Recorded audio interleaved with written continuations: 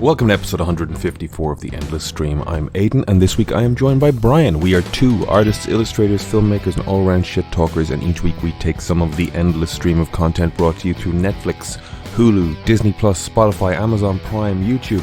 Wherever you get your content, we take a chunk of it, we watch it, and we talk about it. This week we are talking about the 1994 film starring Michael Keaton, Glenn Close, Robert Duvall, Randy Quaid, I believe, pops up in it. We're talking about Ron Howard's The Paper. On top of that, we will talk about all the nerd news and TV news and film news that we can think of and cover inside of maybe an hour and a half worth podcast. If you like what you hear, please consider subscribing to the podcast, heading over to iTunes, heading over to Spotify, rating, reviewing, liking, subscribing, all of those good things really help us out. On top of that, you can head over to Instagram at The Endless Cast, where we put up art and clips to go with each episode. That's a great place to send us a message, send us something that you think we should watch, disagree with our opinions, give us some of your own. The messages are open, and that's a great place to get in touch. On top of that, you can send us an email at theendlesscast@gmail.com. All of that being said, let's get into the episode. Are you familiar at all with Kendrick Lamar and Drake? I am familiar with the existence of both of those people. I don't know much about either of them. Tell me. There is beef between them at the moment. Oh shit. And how are they handling it? They have released diss tracks, as is the classic way to handle this in the world of hip hop. But I listen to some. I'm not really that up on the culture, but I have been watching with some amusement last 2 days, just as it's all unfolding rather. I don't like Drake at all. I don't understand how he's popular even within the hip hop community. Right. Like, to me, he just makes kind of club music and stuff. I've always been surprised how like the hip hop community, like the core hip hop community, I'm kind of surprised that they take him seriously at all. And on top of that, he's a total creep. Yeah. He's a big creep. I have this mental block with Drake for some reason, because I remember listening to a podcast in about 2011 that was just things that are going to be new and interesting, and somebody was talking about Drake. And I know it was 2011 because I was in Denmark in the animation workshop, and I remember specifically sitting there listening to this podcast going, oh, that sounds interesting. I must listen to this Drake fella. I never did, and then I always had it on a to-do list, and the more time went on, the more I was like, I'll get to that, and then I'm like, oh, it's been 5 years and I haven't gotten to any Drake, and I still haven't. I mean, I remember the fucking Call Me On Your Telephone song that Donald Trump parodied as well, and I kind of remember Hotline Bling. Yeah, I was going to say something bling, but I was thinking of that fucking video game where you're robbing banks, Hotline Miami. Is that what that is? Yes. So Drake is a performer who I have never checked in on or never gotten a handle on. And then I started hearing things about, again, he creeping on really young people and being at a theatre and some guy pissed on him. And I didn't hear that one. Do you know that one? It was that was a previous beef. Apparently there was some other I got half a narrative here, but it's like another hip hop person literally in a cinema or in a theatre was the seat behind Drake and literally pissed on him, and shit kicked off in a theatre, and he came off. I don't know, the sort of thing was just he's the kind of guy that people are aggressively dissing at this point, so I don't know. And then there's was it even a leaked shot from the airplane? He sent it to somebody, did he? I'm I know none of his music, but I also know he got pissed on, creeps on young people, and I've seen his all dick. The drama. Because he sent a video of his penis from a private jet, and she leaked it. Right. Okay. I know the wrong things about Drake. You know the wrong things. Yeah, that and the whole Degrassi High stuff. Yeah, they kind of, I think he was calling out Kendrick. Okay. And it was kind of clear then, what the next reaction was going to be. That one of them kind of release a diss track about the other. But Kendrick released one, and then shortly after, maybe the next day, Drake released one. So everybody assumed that they already had these kind of like in the chamber, Right. ready to go, you know? But then something like 15 minutes after Drake released his one, Kendrick released a second one. And there's like, he's even, people went back and listened to the first track he released, and there's a line in it that kind of implies that he even knew what the name of Drake's track was going to be before it came out. So supposedly he has a mole in Drake's crew that is like feeding him stuff, and people are just like combing through the lyrics for like all these sort of like double and triple entendres and stuff, and supposedly he just kind of knows stuff about him. And so he released this second track, and then today he's released, or in the last 8 hours he's released a third one, and he's just it's very much like the Simpsons meme, you know, like stop and he's already dead. I've just been finding it all. I haven't even listened to any other tracks, and I'm just finding it entertaining. People are like combing through the lyrics, looking for all these like allusions and hints and stuff. It's very entertaining. It's very funny because like I would like when we start talking about that sort of stuff, I start going like, well, look, this is all fucking orchestrated and it's a hell of a publicity coup. No, he's basically called him a pedophile. I think in the latest one, there's a refrain that he says a couple of times, and it's just you're a pedo, over and over again. So people are saying, yeah, there was a point where people are like, oh, you know, this is all just, you know. Well, that's what I was about to say, is that it's like this is all engineered and manufactured, and he's baited him into this. Is like, no, by this stage now, you wouldn't draw that on yourself. You wouldn't draw. That's it. I was gonna say that, like, I would suggest that it's like, I would suggest that it's orchestrated, except that every time I hear one of these things, Drake is roundly getting shit on. You know, I've yet to hear the version of a narrative where Drake is like, it's all going good for him, you know? Yeah. It's funny. I guess I just... the cover art for the second single that Kendrick released. Cover art. Yeah. They're getting released and it's quickly, a picture and there's of existing cover art. It's a picture of an Ozempic prescription with Drake's like real name, right, Aubrey Graham, on it. So he's like in the track he's talked about him. He's basically like called him a drug addict, sex trafficker, and all sorts of things, allegedly. But yeah, I think there's pictures of prescriptions with his real name for stuff like Ozempic and like date rape drugs and stuff like that. It's like it's a massacre. I don't understand. Like, again, I come around to the I don't understand of it all. You're Drake. You are a globally successful hip hop R&B performer. Yeah. Why can you not just be attracted to people over the age of 18 and have consensual? Have you seen the video of him on stage where he brings a girl up from the crowd? Have you seen that video? No. There's a video where he brings a girl up from the crowd and he's like, dancing is the wrong word. He's basically like groping her and kind of grinding on her. And then he asks her how old she is, and she's only 17. And he continues to do it. And it's just like, that's what's out there. That's what's fucking... And then, I don't know, do you know his whole thing with Millie Bobby Brown as well? Have you heard about that? Yeah. Yeah. Yeah.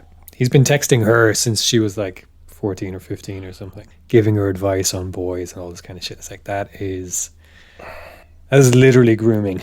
Why can't people have consensual relationships with people of age? I don't understand it, especially when you're like, even if you want to allow for the power imbalance that comes with wealth, fame, and, you know, a pre-existing impression of you as a superstar, like, that's a complete fucking power imbalance.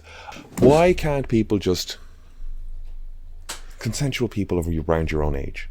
I mean, I don't know. I cannot see Jerry Seinfeld without thinking about the girl he dated in high school, you know? And I like Jerry.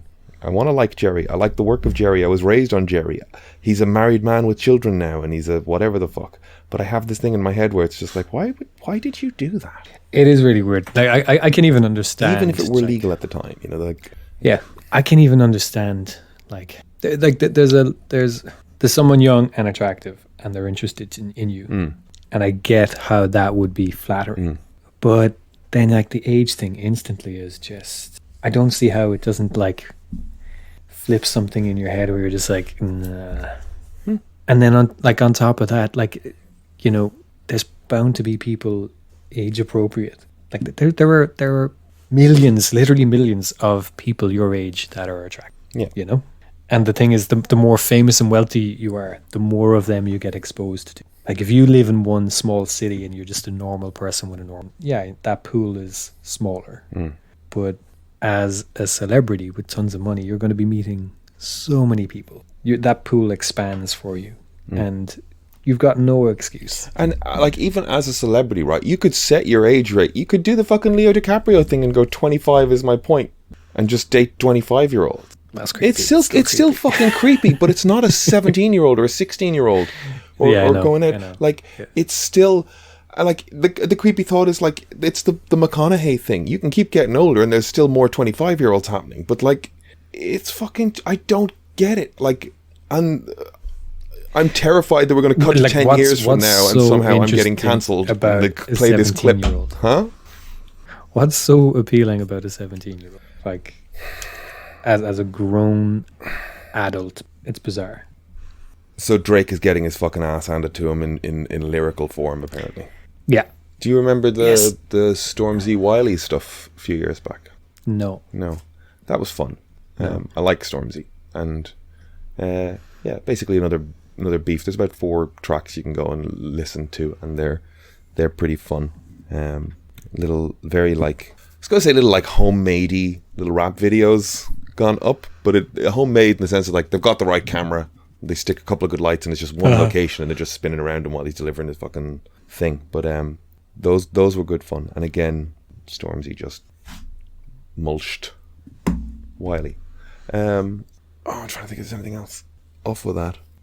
Oh yeah, I guess off of the Drake thing, I learned who Sabrina Carpenter is this week. Didn't know that was a person. Kind of just looking at the TikToks with Barry Keoghan at Coachella. Keoghan, he has specified that the G is hit. Did you see any of this? Are you aware of any of this? Or I've never heard Keoghan. He said it in the video. He like specifically said hit the G. Well, that's wrong. It doesn't feel right to me. I say Keoghan, but he said you hit the G. Yeah, be Keoghan or Keegan. Keoghan. Not Keoghan. I mean, maybe I'm wrong. I changed to hitting that G because I'd heard Keegan and I'd heard Keoghan. Like I'd heard people fuck it up entirely, and I thought it was Keoghan because of Kyo. I've never in 40 years heard Keoghan. Man doesn't even know his own name. You have to double check. Sad. No, I can't be bothered. It's Keoghan. All right, Keoghan. I'll go back to it then. I'll revert. I don't know. There's just a lot of videos at him at Coachella, just like dancing, looking at her on fucking stage, and it's very, very, very, very cringy. And then all the speculation around whether or not he's got a good 6 years on her. She's 25 to his 31. Good 6 years on her. Needs to stick to women of his own age. I don't know. Apparently, she changes the last lines of one of her songs for improv-y comic effects at the end of gigs. And the line she changed at that Coachella gig was, "Got him drinking my bathwater like red wine." And cringy and disrespectful. Anyway. How's it disrespectful?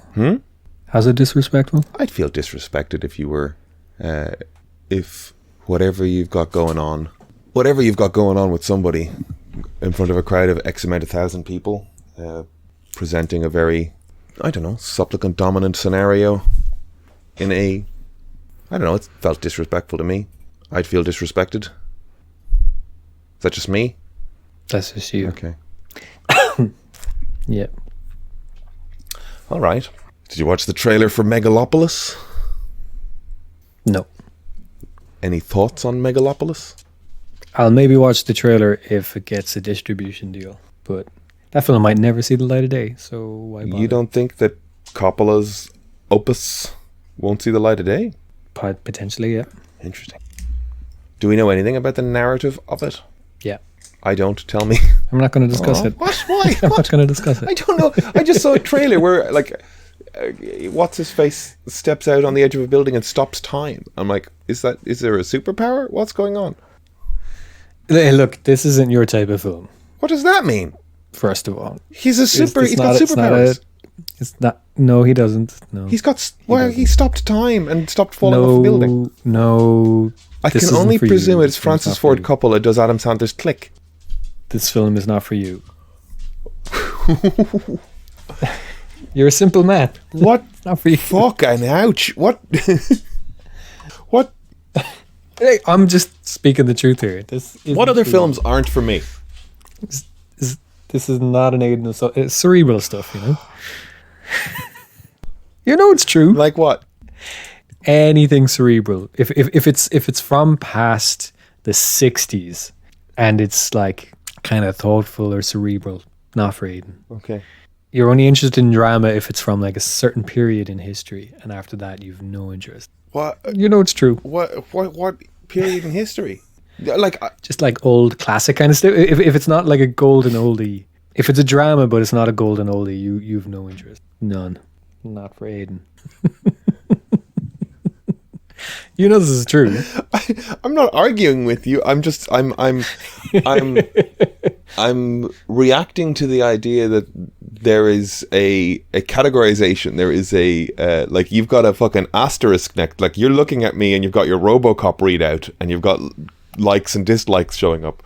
Like you've a fucking Dewey Decimal fucking card next to my entry, and I'm like, fucking read it for me. I don't know. Tell me about me. Whoa, what film?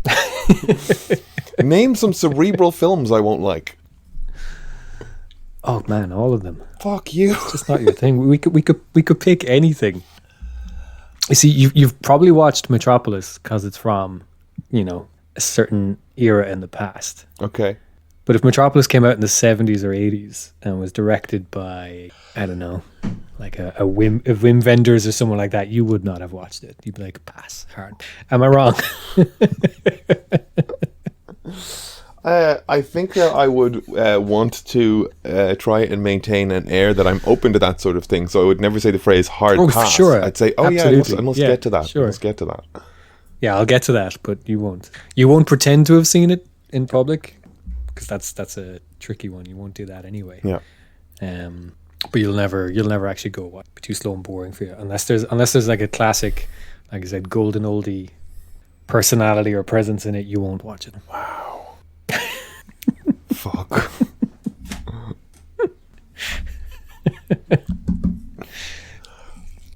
Just because Kylo Ren's in it, it's not going to be superpower. He's literally stops time. It's not a sci-fi. It's not a sci-fi. It looks like Dark City meets Click. That's how he needs to sell it. That's how he needs. That's how he gets distribution. If Adam Sandler was in it, you might watch it, but it's Adam Driver. It's the wrong Adam. Adam Sandler can do cerebral. He can. You won't watch it though. Ask me which of Adam Sandler's cerebral movies have I seen? Have you seen Punch Drunk Love? No. Have you watched Uncut Gems? No. No. Have you watched The Spaceman? No. Okay. I rest my case. I did recently rewatch Don't Mess with the Zohan. Of course you did. That's an underrated gem. That's a Sandler gem. Especially in the context of the current Israeli-Palestine scenario. I would say in the context of the current Israeli scenario, the film should be forgotten. He brings them together. They bond over their similarities rather than their differences. Okay. Right. They both love Mariah Carey. You know he's conservative. Huh? Sorry? Sandler's a right-wing conservative. Oh, he's in his 50s and has money. Yeah. Oh, before his 50s though. He donated to Giuliani's presidential campaign back in like 2008. Right. America's mayor. America's mayor. Okay, well, I feel attacked and seen at the same time. I wasn't an attack. I'm just telling you that you really know me. Look, you can prove me wrong by watching Megalopolis if it ever gets a release. What I was reading about it is, despite the good reception it got, that it's tied up in. It's not even that people don't want it. It's tied up in some sort of legal thing over who should have the distribution right in the first place. Right. So it's not a case that people don't want to distribute it. It's about how the film was funded or something, and who actually has the right to distribute it, and whether then. So it might not see the light of day. It'll see the light of day. There's no way in hell that it won't. But what will happen is it'll be like Gilliam's Quixote, with also Adam Driver in it. In that when it finally gets released, no one will give a fuck. Yeah. It'll be a movie. It won't be earth-shattering, and no one will give a fuck. That movie got mentioned the other week, and I had enjoyed Lost in La Mancha, the documentary about his attempt to get that film made. And somebody The documentary is so much better. Yeah, It's look, anything like Jodorowsky's Dune or whatever happened to the Man of Tomorrow, the Nick Cage Superman one. Any of these things are way better documenting failed attempts than when because possibility exists in your mind. You know, this could be anything until it's actually made. And if either of those were made, you would be going, these are terrible. So it'll just be fine. It'll be a movie. It'll be fine. Well, in this case, the film is made, though. That's the difference. Yes, but by the time there's all the fucking whatever, whenever they settle it, it'll just be released and it'll go to streaming, and people will either have watched it or not watched it, and that'll be that. I don't think it'll end up being. Maybe I'm wrong. Sony have offered 26 billion cash. No, they haven't. To who? To what? To buy Paramount. Oh, okay. I thought you were about to say for fucking Coppola's film. It's like, that's lunatic. They bought Star Wars for 4. But at the same time, doesn't 26 for Paramount seem really small? Does 26 for Paramount seem small? What does Paramount have? Yeah, I mean, a lot. It's part of Viacom, that whole network. No, it's not to buy Viacom, but stuff produced by Viacom would be a Paramount property. I'm trying to find the Paramount's catalog and see what they fucking have. Star Trek, Mission Impossible. Indiana Jones is Paramount as well, isn't it? But that's a Lucasfilm. Is it? Well, yeah, because they always have the mountain at the start of it. Don't they? They always do a transition from the mountain logo to a mountain in the place, or the Gopher Hill, or the mountain on the gong in the second one. I'm just looking at I guess it's just fucking Paramount Plus I'm looking at. Good Wife, Mara Kingston, Billions, Star Trek, yeah, Top Gun, Frasier, Sunset Boulevard. 26 billion though. When you think of that's cash, I guess, so that's the difference. But doesn't it seem small? But 4 billion bought Minecraft. Lucas. Minecraft was bought for $1 billion. Are you saying 2.6? No, 26. I feel like that's huge. What other purchases have ever happened at that scale? That feels enormous to me. Okay, but Lucasfilm was bought for $4 billion, and that's just Star Wars basically. Paramount, it's the entire network. I guess it's a studio. It's everything. Okay, they got Ninja Turtles. I thought it seemed kind of small. I'm looking at Paramount Plus. I'm trying to figure out what's in there. You think that's small? But it's not just the IP. It's not just the IP. It's the facility. It's the whole platform. Yeah, it's not just the intellectual properties. So what would that mean if Sony bought that? In the fact that Disney has been buying up so much stuff. Disney has Fox and Lucas and Marvel and their own productions as well. Hulu is Disney, right? It's a streaming platform. I know that, but anyway. Well, it's Sony and some other company called Apollo, I think, have put in the offer. Right. Fuck me, my chair is after breaking. What's the I don't know, the repercussion? Any thought on what that means for anything? What do you mean? I don't know. Does that? I guess Sony would own a streaming platform for one. Would that then be? Sony don't currently have a streaming to launch their own. No.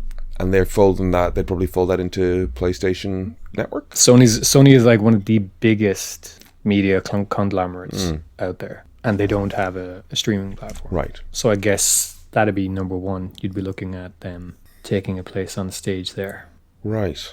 I did see a couple of Sony game licensing sort of disputes happening this week. Did you see that?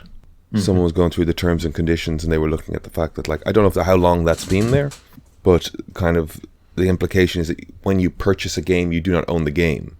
The language is such now that that's everything. You are licensing the game. That's the deal with every digital purchase. Yeah. That's nothing new. Well, I don't like it. And I saw it in relation to Helldivers. Do you know that game? Yes. Apparently, because they are the publisher, they want to force everyone who has the game on Steam to start a Sony account.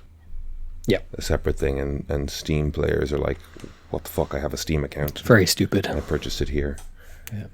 And you're trying to I have paid for this content, and you are now trying to gatekeep it from me with some shite-hawkery. A crazy move. Yeah, Insane They move. got a lot of backlash on that, I believe. Like, totally within their right to do, but I can't believe they saw it playing out any differently. Very odd altogether. But I don't personally care about online games. How is Stellar Blade going? I haven't played it since last weekend. Oh, okay. All right. Is what happens. Have you, I stopped playing it, and then I stopped playing it. okay. All right. Are you going to? Are you training much? Gym, fitness, boxing in the yard? Yes. Yeah. Mostly just the gym here, not so much the boxing. Right. Weather's not conducive. So the gym. When you say the Yeah. gym here, do you mean you're going to the gym, or like you're using the rack in your room? Very nice. That's proved a smart investment. Yeah. Yeah. Yeah. Like the only issue with it is my workouts. Before last week, my workouts were taking too long. Right. I finally got them down to like around 90 minutes, which is, I think, normal for a kind of a thorough workout. I think 90 minutes is reasonable. The only thing is just the size of the room. Like it's fine in this configuration Yeah. with the bar going from like here to there. Yeah. That's fine. But I can't do deadlifts or rows in this position. Right. I guess I could do rows kind of, but not the deadlift. So I have to like put the bar across this way, and that leaves me very little room. So then changing the plates for a deadlift when it's running in the opposite direction is a fucking nightmare. Changing plates on a deadlift is pain anyway. And when the direction the bar is going is pretty much the width of the room, it's very frustrating. But other than that, I've gotten stuff down to, Cool. like I said, 80, 90 minutes, that's pretty good. And Without having to cut out any exercises or sets. very good. I'm happy with that. So have you got a goal at this point, or are you like, so you know the way I've got 10-week programs that I cycle through, and I've got like nutritional whatever the fucks that I sort of aim to hit just to keep me where I am. I haven't sort of changed that for a while with a view towards, you know, cutting or bulking or any of that stuff. I actually, like, I know the terminology, but it would require a bit of research to even figure out how to go about doing either of those things. But are you working towards something in particular, or? Cutting at the moment. I have a lot of belly fat. So how are you approaching that? That's frustrating at the moment. Trying to keep the protein intake Mostly high? just keep protein intake, make sure I'm getting that, and trying to just do, like, there was a time when I didn't have to worry about that when I was in college because I was just walking everywhere, and that pretty much did the trick. It's kind of that simple, and then not going overboard with chocolate and stuff. Yeah, short-term goal is get the body fat down, and every time I come within like 4 weeks of hitting the target, something comes up, and then that totally derails me. So I've gotten like my body fat from 18 down to 12%. Oh, awesome. Trying to get it below 10 Wow. to then start bulking. But every time I get to around 12, it always coincides with like Christmas or something. So it's high again at the moment. So, and then since Christmas, I haven't been walking at all, barely leaving the house. So Really?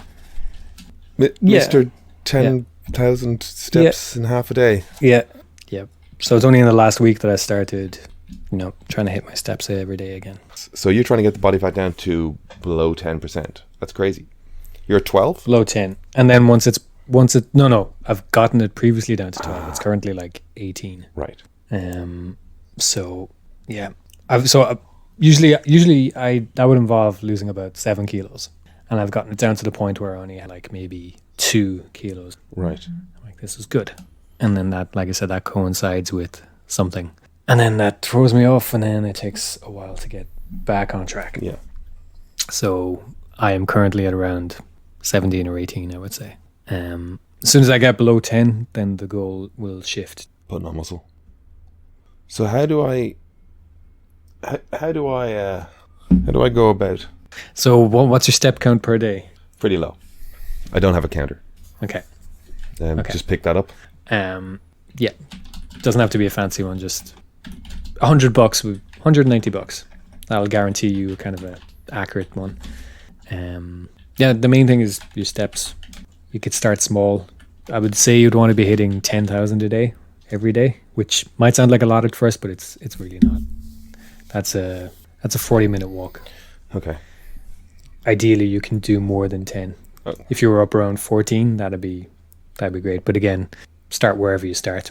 But it does have to be daily. And yeah, I wouldn't even go crazy counting calories then. I would just look at what your average weekly calorie burn is, and then just try be in some deficit. And then the size of the deficit is down to how quickly you want to lose it. Right. The more aggressive you go with that deficit. But even then, that doesn't have to be crazy. Like if you were anywhere between 200 and 500 is going to get you results week on week. And do that for 12 weeks. See where you're 12 weeks. 12 weeks of walking. Yeah. I mean, the walking should just be a rest of your life thing as well. Yeah, I know. It's just when you're cutting. Yeah. But yeah, it's pretty straightforward. It's pretty straightforward. All right, I'll get on it over the next 2 I'm weeks. not saying it's easy. But So I need to walk for the rest of my life. I don't like that. We've discussed this. I don't have the hips for walking. I'm not a big walkist. what about I'll walk. Yoga I'll or walk. I'm playing, I'm Pilates? playing. I gotta get I'm aware. I gotta. I know. Get, like, No. I mean. I feel it in myself. You know, I'm stiffened up these days. I I'm was most worried watching about- you on stage in your story, Hmm. and I think the guy's got to go to yoga or Pilates. You looked. I'm not saying it's to burn you either, but you're like, you look uncomfortable. You look like you're in mild discomfort, and not because you're on stage. Like your body looks. You look like you're carrying discomfort somewhere. Wow. Okay. And I'm not saying that to actually roast you. I'm really not. But you need more movement in your day for sure. Maybe it's your boots. Maybe your boots are too heavy. Maybe that's all it is. But you look like you're carrying a lot of tension everywhere. Cool. I liked those videos up until you And said that. It was just like, yeah, that was a fun day, and now I'm like, apparently I. I'm not saying you looked bad. I'm saying this is outside of what that was for and what that was about. This is a friend looking at a friend saying, he looks like he's in pain. I mean that genuinely. Cool. That had nothing to do with the content of that. It was, it was a rare glimpse at seeing you full frame and going, he looks jacked up. Cool. It's not a comment on the content. I know. It's you. It was out of concern. I know. Listen, I don't know. Okay. Look, I saw my nephew playing with my nephew a couple of weeks ago, and he had less mobility than my 70-odd-year-old dad. Same thing. I'm saying it from that point. Okay. Yeah. I am though. I just want to point out in the last hour, I've been told that I can't handle cerebral films. That I am one can't? of a Hang on, number no. that's It's not that you somewhere can't. It's that under. you don't enjoy. It's that you don't enjoy. You don't enjoy. I'm not arguing with you. I'm just sad. Just go to one yoga class a week. Spent my all that entire matters. week counselling the fucking depressed and mentally unstable. Got on here and I'm getting You know what's good for that? assaulted. You know what's good for Go that? on. Yoga and a walk. Oh, Do some yoga today. I don't even want to be here anymore. When did you see my field profile? That's literally in my field profile. Is it? that's the line of my bio. So I don't even want to be around anymore. Is that working for you? No, it's not. Okay. Hey, have you heard of Alec Blennis? No. He's one of these so-called hybrid athletes. It's basically CrossFit, I think. Right. Does a lot of, I think he does ultra marathons and stuff, but he also does like a lot of Bodybuilding, strength powerlifting. training. I think I might have seen a TikTok. Yeah, crazy shape. He can do like a 405 pound like reverse lunge. That's barbell. stupid. 405 pound. It's crazy. Goals though. That'll be my next goal. Body fat down, then bulk up, then 405 pound single leg squat reverse lunge. Because why not? Yeah. Why not? strength training thing. And when you think about it, then your goal is so much smaller. You just have to do one yoga class Today. like today. You got to do it today. Yeah. I'll tell you what. I'll tell you. It can be a YouTube class even. I can be tell yoga with you Adrienne. that I know that my mobility is pretty ropey. I try and keep my hip mobility pretty good. I try and work like upper thoracic and as much as I can my lower thoracic spine.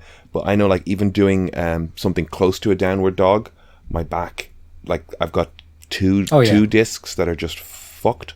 Like, But like the thing for that is movement, though. That's the thing. I know, I'm aware. But it's just like even when I was doing regular, even when I was doing the boot camp place I went to go to, which was like 3 days a week with extensive movement work, like movement and mobility was a huge part of it. Even then it was still just like, this fucking hurts. I get up out of a chair and I was just shooting pains up my back and down my leg. Yeah, I'm perpetually in pain. I have been in pain. So like I'm not wrong. No, you're not wrong. I have been perpetually, I remember I've said this to you before, based on training from rugby in school, 13 years of age, going into secondary school, 3-4 days a week we did some form of weights, and there was always just muscle pain post workout. That's what I'm saying. Like my nephew that I'm talking about, with like accumulated injuries. So I was thinking about it and going, since I've been 13, I've kind of not woken up one day without going, well, I'm in pain. Yeah. Mine, the nephew I'm talking about, like it was my 3-year-old nephew, my 75 this year, right? 75-year-old dad, and my nephew who is 20. Is he 20? Is he 19 or 20? Was he 19 this year? He's 19 or 20. So he's like not long out of secondary school, where he would have played rugby from probably the age of 14 to 18. He might even still be playing, I'm not sure. But they were doing some YouTube kids dance thing, and my dad was more mobile than my rugby playing nephew. Right. In terms of like his knees and his shoulders and like bending down and moving his elbows and stuff. My nephew couldn't do that. Oh, wow. My dad was doing it better than him. And I was like, that's... How old's your nuts. nephew? And again, that, like I said, 19 or 20. Oh, shit, okay. And like I said, that's from playing rugby at I'm sorry, I'm just kind of reacting to that from remembering how long I've known you and how old that nephew was the last time I thought about you having a nephew. Yeah. He was born, I think it was in second year. Fucking hell. Yeah. Anyway, point being that he doesn't move with ease, and it's like, you're very young. And like he's very big and very physically fit, and like he's probably still playing rugby, but moving with great difficulty. Yeah. And it was kind of alarming to see. It was like, I have chronic neck and back pain, and I move better than that, you know? Yeah. Like, bad sign. Yeah. Yes. One of the things that I miss is the free running end of things. Because whatever about me, like rolling ankles or breaking legs or whatever, I broke the leg doing skateboarding, but regular kind of explosive sort of jumping movement type of stuff was good for the old knees, basically. So I kind of want to tiptoe back into that, because when you haven't done that in a long time, then you try and jump a few feet, you're just like, oh, what's jumping? You know, the deceleration of it all. But we have strayed conversationally, as much as anything that's my fault. I noticed something during the week, bringing it back to weird media things. I know this won't necessarily mean anything to you, so I can just go off on a tirade a little bit if you'll humor me for a minute. But go for it. I kind of can relate it back to college, because I remember Dave Quinn talking about like the future of animation being game engine driven procedural, like animation, like animating things using game engines, machinima. And I remember being in college seeing Red versus Blue for the first time. Like someone had downloaded it off of fucking, I don't know, subscribed to whatever the thing was, and you received the download and you get the file and you could watch machinima, because YouTube didn't exist at that point. And it was a few years later that I found that was a company called Rooster Teeth in Texas. And it was 3 or 4 guys that used to work in telecoms that loved playing video games, got together and like would sit in, one of the guys' spare bedrooms and animate these things with a bunch of Xboxes and like screen record them. And that turned into Rooster Teeth Productions, which did like a lot of Let's Play videos and for me, it was the podcast that I listened to a lot for like probably a decade. I would just tune in on a Wednesday and watch this podcast and watch these Let's Plays. And like, I loved their stuff. And there was a core cast. And when the pandemic hit and like that company had kind of scaled to the point, like they were making Genlock, which was like Michael B. Jordan's, was involved with that, like a sci-fi. I just realized I Key and Peeled because I Michael B. Jordan's added the S like the Liam Neeson's. Was involved with that, and then they got a Transformers show, and they had Monty Oum involved with them for a while. I don't know if you remember that guy. He was an animator who would like, he used game assets, crack them, and would like make mash-up fight scenes, and that turned into him being like an animation director. I'm throwing loads of information here because I'm just kind of giving you a greatest hits of things I remember from being a kind of fan of this group. Monty Oum was 30. He was a weird little, probably a lovely guy with a wife and the beginnings of a family and an animation career that was burgeoning off the back of like YouTube social media fame. And he was associated with suddenly a thing I really liked, and he was bringing, like, rather than just doing game capture, he was bringing like animation proper into Red vs. Blue and their subsequent projects. When they teamed with him, they sort of accelerated as an animation studio.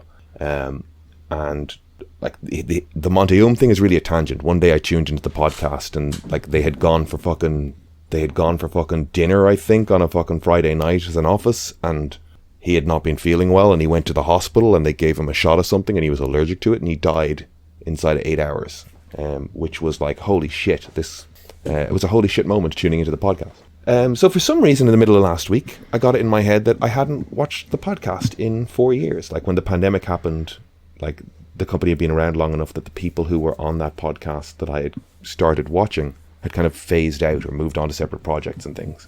And I just went, I wonder if that's still fucking going on. And I opened a podcast on YouTube, and it was the original podcast lineup there in front of me. And I was like, oh, this is sweet. These are the guys I like. And it was the newest episode. And the title was Last Podcast Episode. And I was like, wait, I've coincidentally opened fucking YouTube to check on them, and I've landed on them doing the final episode of the podcast ever after 10 years.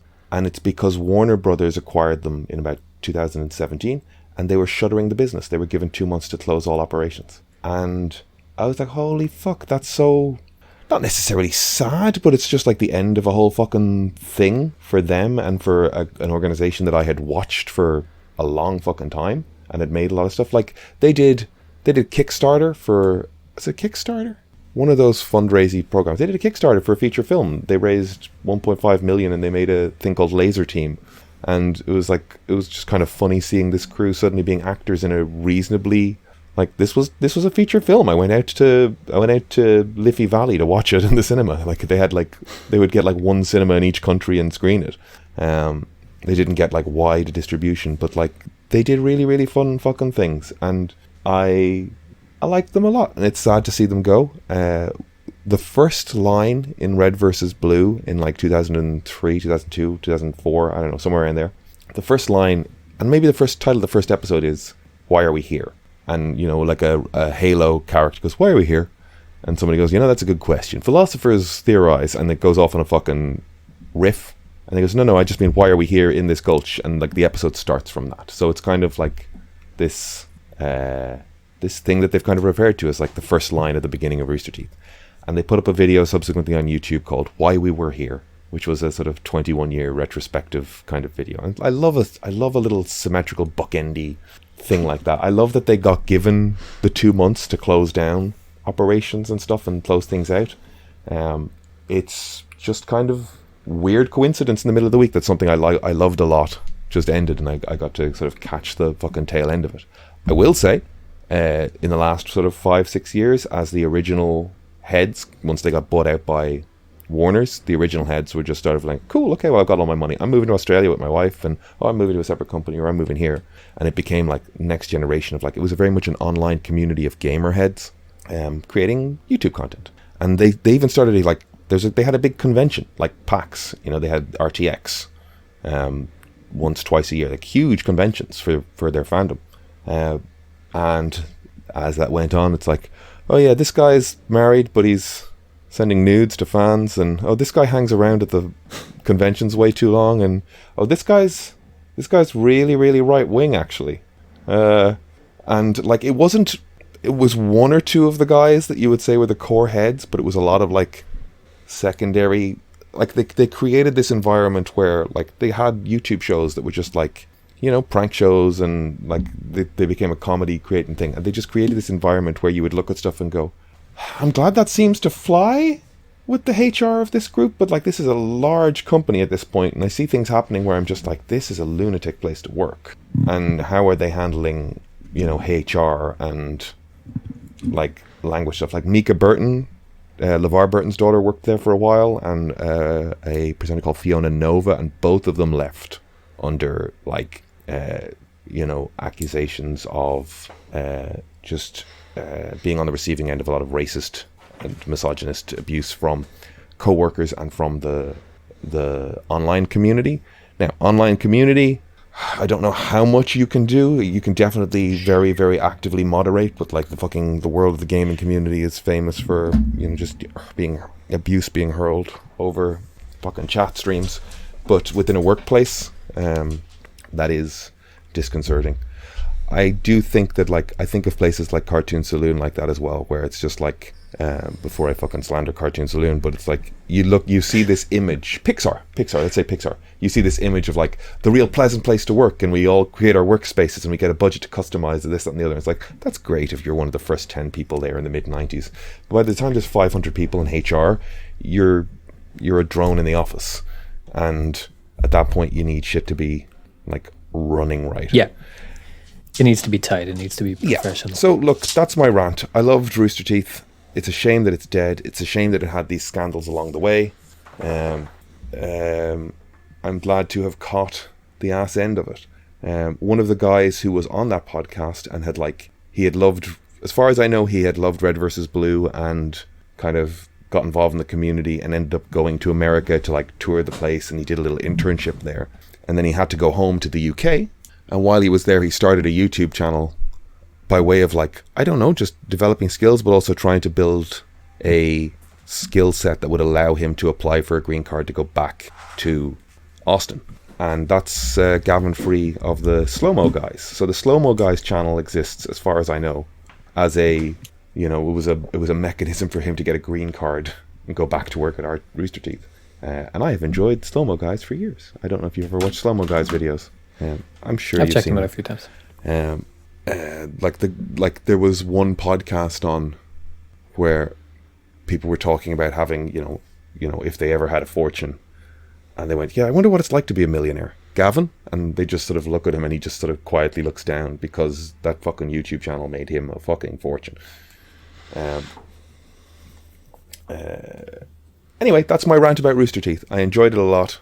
It's sad to see it go, but all things must end. End of rant. Speaking of dying media, The paper. The paper.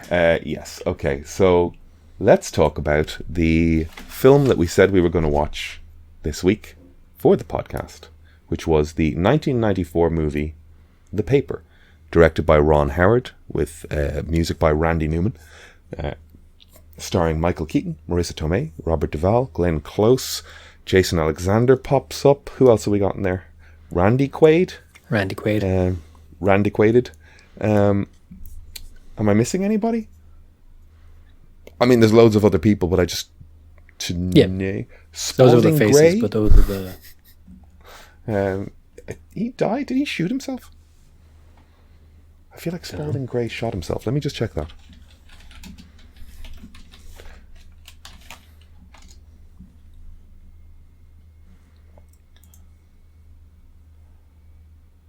Oh, Gray's body was found in the East River. It is believed he jumped off the Staten Island ferry. Yikes. Cool. So he was the guy who worked for the Tribune, like the guy he interviewed with. What are your thoughts on The Paper, 1994? How did we get to The Paper? From Ron Howard, Parenthood. Ron Howard. So we went Steve Martin in Bilko to Steve Martin in Parenthood, from Ron Howard to Ron Howard in the paper. Okay. Yes. I can't believe it's not Aaron Spelling. Not Aaron Spelling. Aaron Sorkin. I can't believe it's not Sorkin. Yeah. Yes. The opening of the movie, when they're walking through the bullpen of the newspaper, I just went, oh, well, this is some Sorkin-esque walk and talking happening, isn't it? Did you enjoy the film? I do. Yeah. I like it. Yeah. It holds up. Okay. Had you ever seen it before? You had? Yeah. Okay. I'd never even fucking Yeah. heard of it. So it's... I'd seen it on VHS. Yeah. It's the story of Michael Keaton. Is it over a day or is it over 2 days? It's a day, isn't it? The morning. It's over the course of a day. There is a murder, and it basically 2 young black men witness it and kind of get the crime pinned on them. And over the course of a day, we see Michael Keaton try to find a story to make his paper relevant, and then try and find the truth of the story, while at the same time there's lots of other hustle and bustle and ins and outs. Interpersonal Doodaddery. goings on. Business goings on. Yeah. It's very Sorkin. Like it's like an episode of Sports Night or The Newsroom. Yeah.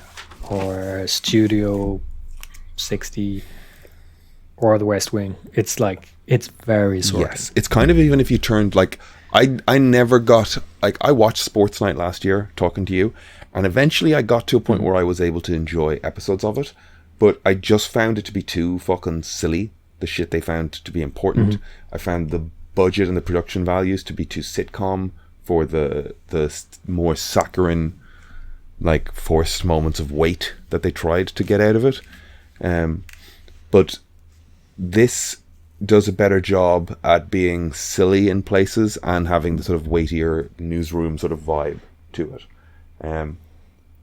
Newsroom's good. Actually, now that I think about the silliest moments in the newsroom, it's a good point of reference for this. Glenn Close, especially towards the end, like, I do love when that woman does comedy. Like, she has the sort of like if you can't get Streep, you get close thing. I love that. I don't know if anybody coined that phrase but me, but that's what I say when I think of Glenn Close in movies. If you can't get Streep, you get close. But like, by the time she's having a fist fight with Michael Keaton at the end of the thing, and she adopts this sort of like fucking Goku rage out pose. She's got a good energy for physical comedy. I enjoy it when she does it. I wonder, did she do... Was Cruella de Vil the year after, 95? That seems right. That seems right. I feel like... Maybe a bit later. Maybe 97?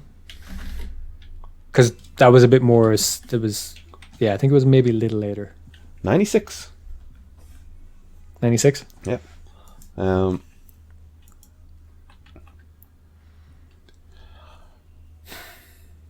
So one of the opening lines of the thing when they're walking through the newsroom, what do you got for me? Donald Trump jumped off a building landing on Madonna. Funny to get a Trump shout out that early. He was just an intrinsic thing in New York. He was very New York, yeah. Home Alone 2 will have come soon after that, I guess. I just love seeing Robert Duvall in things. More Duvall, basically, is what I'm saying. I've got very limited notes. The name Sandusky has gone on to mean different meaning things. now. Different things. Yeah. I can't hear that name without thinking about Sandusky, Ohio. Catherine O'Hara only have one scene. Yeah. Yeah. She's great. I mean, they may well have called her Moira Rose, really. There's all these Like they're very Sorkin archetypes. Yeah. Like you could probably coin a phrase or a term for each of them. You know, you've got Duval's character is very much a Leo kind of guy, you know. Yeah. Been in the game a long time, troubled relationship with his daughter. You know, tough, but is on your side ultimately.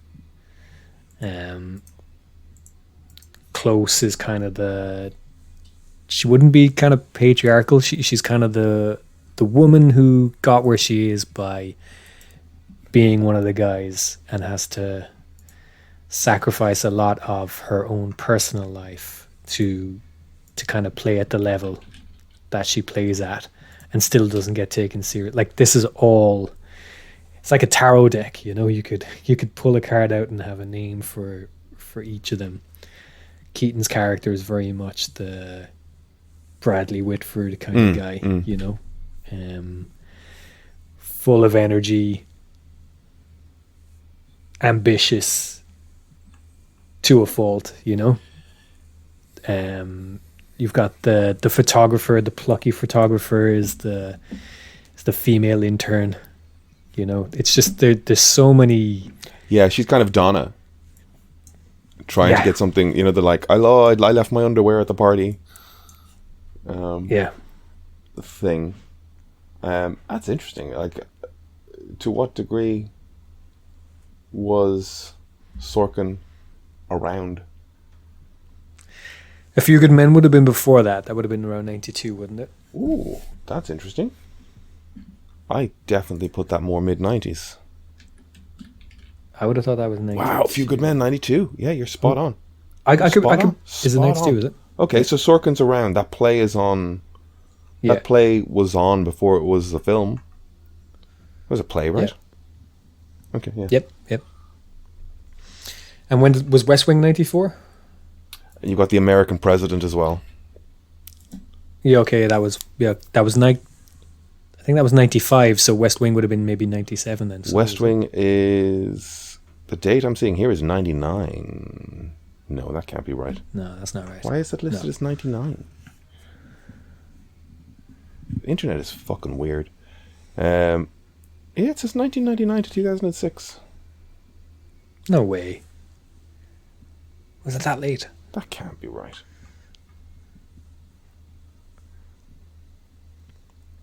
The American President was after the paper anyway, Yes. for sure. Yeah. So West Wing basically was after the paper. So Right, we know yeah. that. The American President was 95. And then the West Wing's 99. Madness. That's crazy. Of course, you then have the September 11th episode kind of 3 seasons in, which kind of makes sense. It's weird though, in my head, the entirety of the West Wing happens before 9/11. That's funny. It would seem possible to me for the West Wing to occur in the same universe as one where 9/11 happens, you know?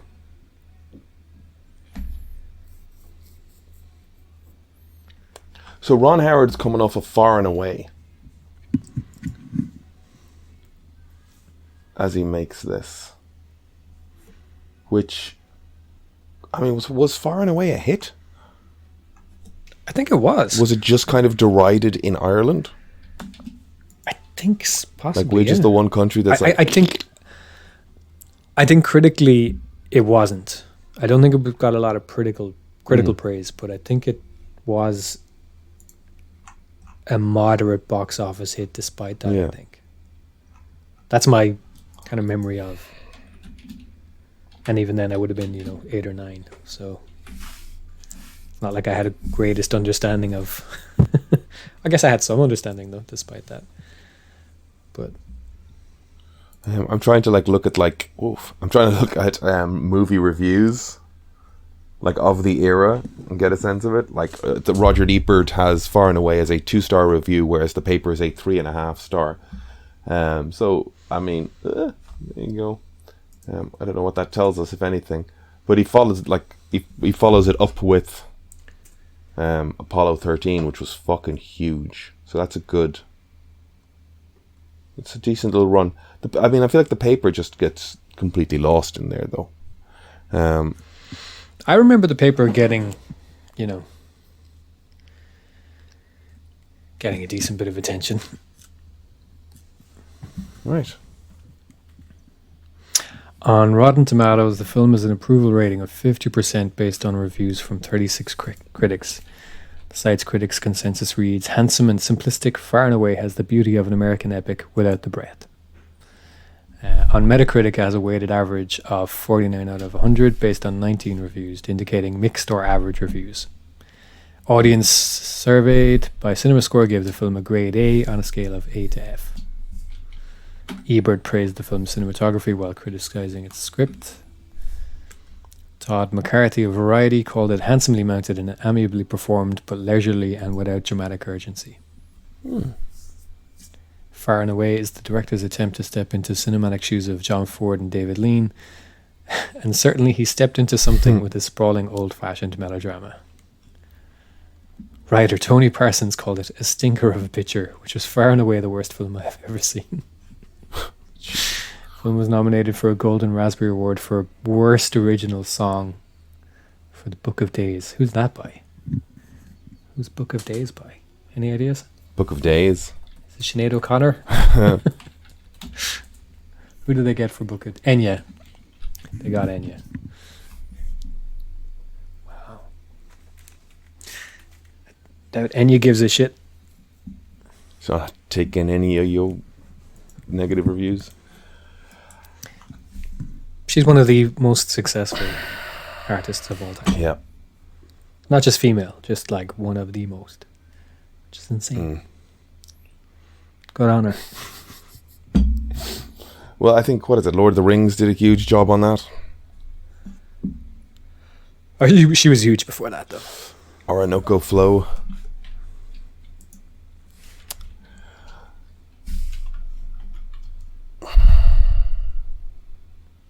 Different time, I guess. So I'm trying to think about what else to say about the paper. I only just watched it. Is Ron Howard a kind of a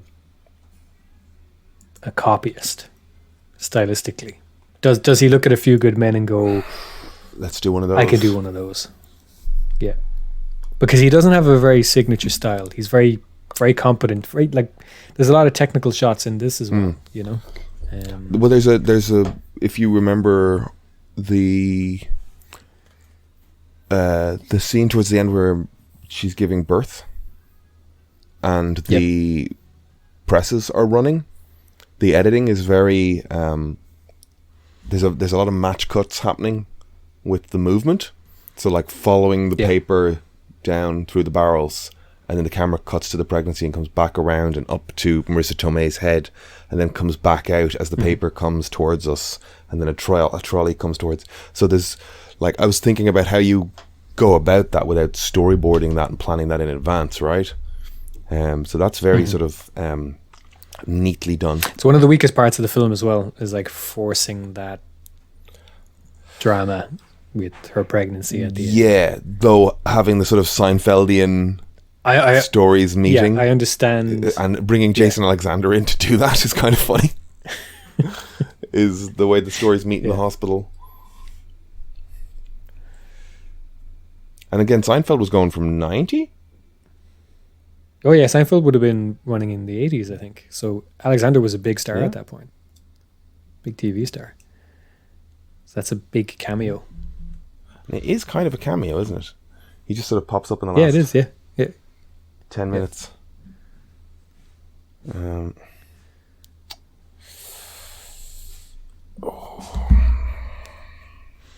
think that's the weakest part of the film, though, is the kind of forced dramatic tension with the birth, just to draw the parallel between the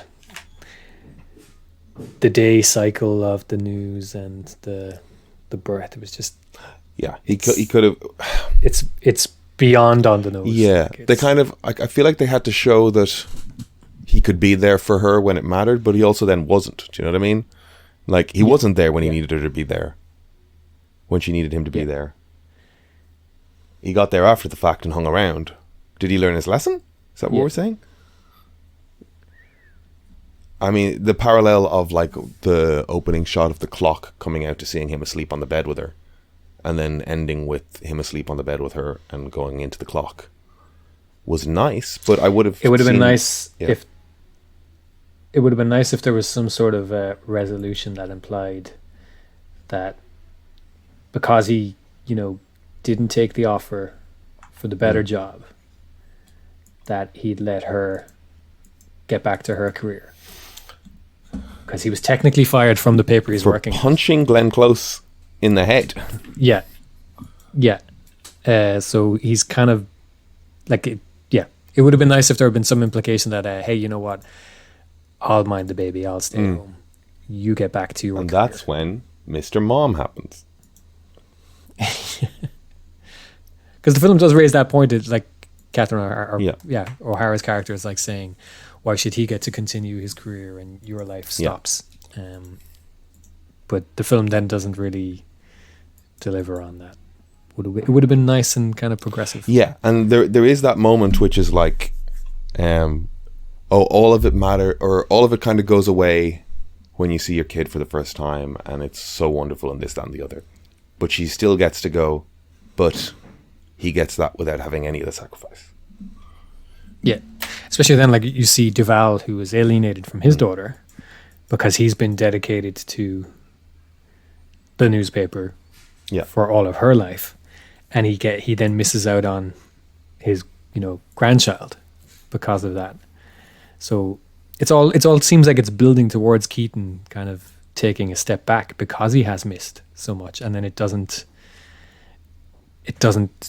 deliver on it really. It seems to be like set up where that's where the story should go, but then I wonder, was that the original intention? And then they were like, no, like who wants that? It's 1994, no one wants to see that. It's preposterous. But is that what it was building towards? I don't know. I don't know. To go from that then into Apollo 13 with Hanks was it worked out well for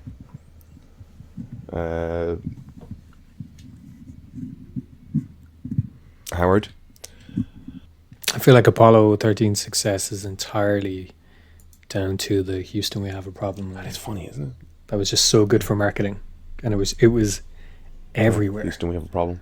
I remember getting up for school in the morning and an ad on the radio. I'd hear that maybe twice before I left the house to go to school. Houston, we have a problem. Like it was everywhere. And then other ads started ripping it off, Other things started referencing it before it was even out, Was that's interesting. Was that an expression before that movie? I don't think so. They just manifested. I think it's just it's like You Can't Handle the Truth. It was just advertising and marketing was so soundbite driven for a while, And You Can't Handle the Truth. That was everywhere. That's not an expression. That's so fucking weird. But he made it one. There's a lot to be said for good line reading. When's the last time there was a movie that entered a phrase into the lexicon? It's Morbin time. It's Morbin? I didn't see that movie, but I connected dots. He doesn't say that in the movie, does he? No, he doesn't say it. No, he doesn't. But that's the thing. They that was the joke online, and the line's not in the film, and they re-released the film thinking that people would go see it because of the little bit of online buzz, the meme. Yeah, and he was like, "You've misunderstood what's happening here." Yeah, you've misunderstood how this is playing out. Yeah, but point being though, like the last time that's happened was not even a real line. It's Morbin time. That's not. Yeah, I am inevitable. That's not really doing it. No. Is there anything like that? No. Maybe, Gosling's line in Barbie got close, I am but Knuff. not to the same. Or is it just I beach or something like that? Well, I can't even remember the line, but briefly, it seemed like it was going to pierce the sort of my job is beach. Cultural veil, it's not but lifeguard. It's not surfing. like It's that. beach, and you're very good at beach. No, nothing's really, I don't think. I just typed into Google popular catchphrases of the 2010s and then realized that's the wrong decade. I think possibly because of online culture, it happens in bite sizes. You know, things are so memeable that it can happen in a much smaller, more dispersed sense rather than one single line having a global kind of resonance. Smaller things just get sampled and repeated within their own little bubbles. It's funny talking about The West Wing and talking about The Paper. The West Wing in particular, like, it's a series we still talk about and like I still watch. But like if I think about my father in the 90s habit watching something from the early 70s, like it's the same concept. That time gap is startling sometimes. The fact that they're in a 25th anniversary for The Phantom Menace is crazy. I only just went to the 25th anniversaries for the original release Star Wars's, and that was 1990 whatever's. I finally got around to watching The White Lotus. Oh, I haven't watched that. How is that? I really enjoyed it. I had started watching it 2 years ago or whenever it came out. And actually, maybe not even, maybe less. By the time I tried watching it, the second season was out. And I knew, it's Mike White. I like Mike White. I knew I'd be interested in it, and I just couldn't get into it at the time. I guess I was distracted. But I finally watched it just in the last 2 days, and it's great. I'm looking forward to the next season. It's good. Short as well. Short seasons, 6 and 7 episodes. I must check it out. I like lots of people in it. I wanted to check out Unfrosted, the Seinfeld thing. I've heard positive things, but like on a lightweight level. I don't think it's terrible. I think it's just watchable. I've heard truly awful things.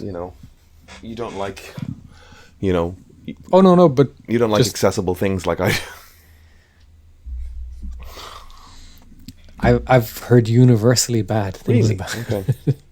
Yeah. We watch that and talk about it next week. I guess so. The other angle is like, I guess we're in The Paper.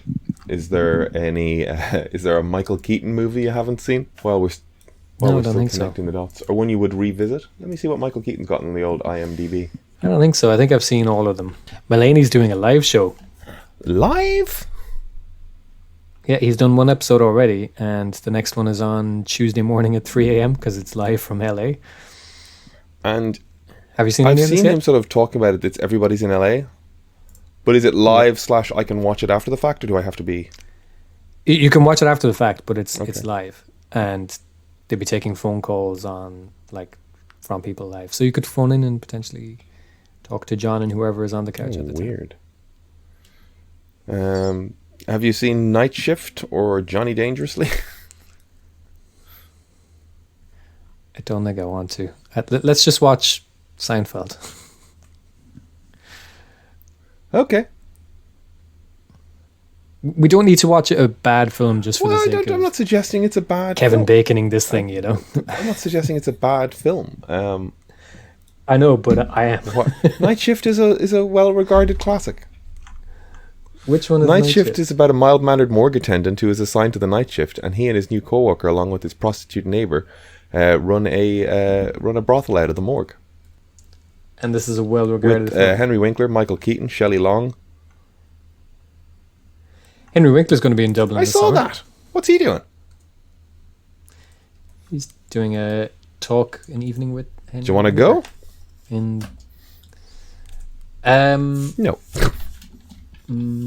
I don't know if I'll be around. Oh yeah, you're going to. Well, no, I'll be in Manchester. Oh, what's in Manchester?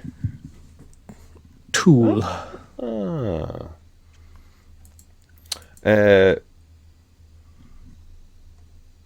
Rotten Tomatoes, Night Shift, 93%. Get the fuck out of here. Get the fuck out of here. This is also Ron Howard. No, I'm connecting a Michael Keaton dot. Because Ron Howard has a film called Well, Night maybe Shift. it is.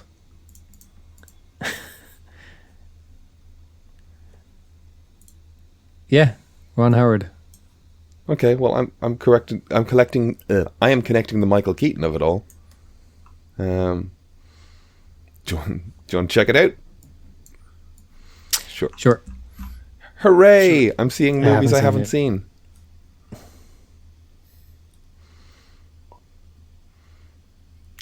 Written by the same people involved in Parenthood. Okay. 1982. Wow. Winkler is perfect as That's a my Jennifer redeemed Coolidge nerd, impression. and Keaton is a super find, bristling with raw energy.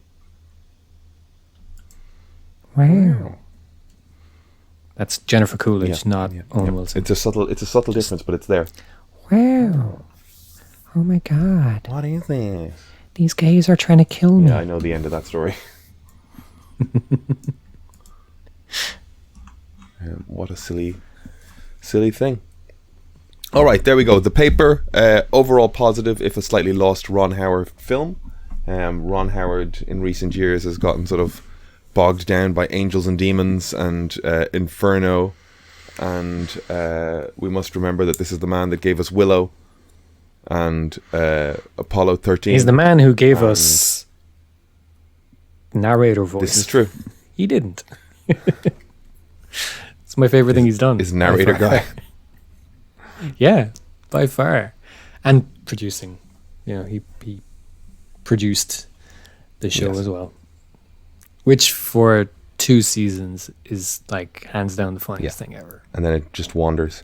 I listened, my fucking Spotify app rolled on to Smartless, the Jason Bateman, Will Arnett podcast. I feel like there's a third person on there that I don't remember who it is. Do you know who the guests are this week? Is it me? No, you weren't on there. You're next week. Huh. Bill Clinton, Barack Obama, and Joe Biden. That's too many presidents in one place. It is. On a stupid podcast. And there's a very funny moment where Jason Bateman has to have knowingly said this sentence and has to have speed bumped it in his brain where he went, and of course you as presidents maintained and held such a high moral standard for the position, with Bill Clinton sitting right there. Everyone in the room must have tightened their butt cheeks at that instant, but it must be very funny to know you're excluded from that statement, even though you aren't. You are. I'm in the room, but they're not talking about me. Yeah. I'm a piece of shit, and I got away with it. He's done so much worse stuff. I get to rewrite history at this point because I'm going on to podcasts where I'm getting this light shone on me, and there's a bunch of 20-year-olds that don't remember the 90s happened. So I guess check out The Paper, check out The White Lotus. We're going to watch Night Shift, probably unfrosted. Aiden's going to catch up on X-Men 97 because he's got no reason not to. And Bill Clinton's a piece of shit.